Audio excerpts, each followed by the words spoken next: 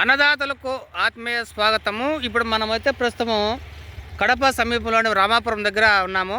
ఇది ఒక రైతు, టమోటా రైతు. ఆ టమోటా రైతు అనుభవాన్ని అయితే మీకు తెలియజేస్తాను ఈ వీడియోలో. నమస్కారం అయ్యే పెద్ద, ఏ ఊరు ఏమిది? కొండవాళ్ళపల్లి. ఏం పేరు నీ పేరు? చంద్రశేఖర్ రెడ్డి. టమాటా ఎప్పటి నుంచి చేస్తాను నువ్వు? ఎప్పటి నుంచి 20 ఏళ్ళ నుంచి చేస్తాను.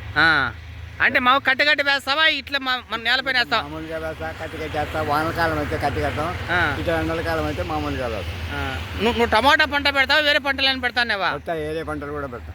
ఇప్పుడు టమాటా పరిస్థితి ఏమున్నది, బాక్స్ 40-30 అడిగిపోతున్నాయి అంతే.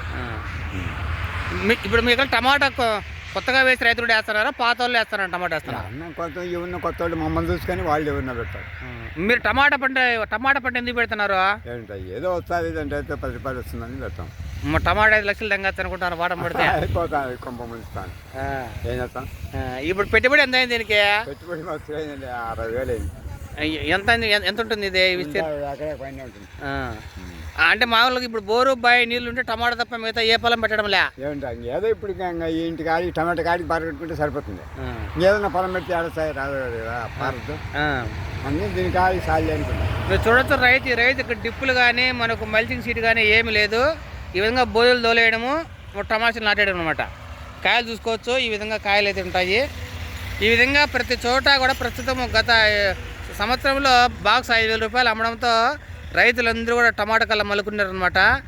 రైతు కూడా బోరు నీళ్ళుంటే టమాటా తప్ప మిగతా ఏ పొలం పెట్టడంలా. ఎందుకంటే టమాటాల వాటం పడితే లక్షల రూపాయలు లెక్కలు కొడతా ఉద్దేశంతో ఉంది.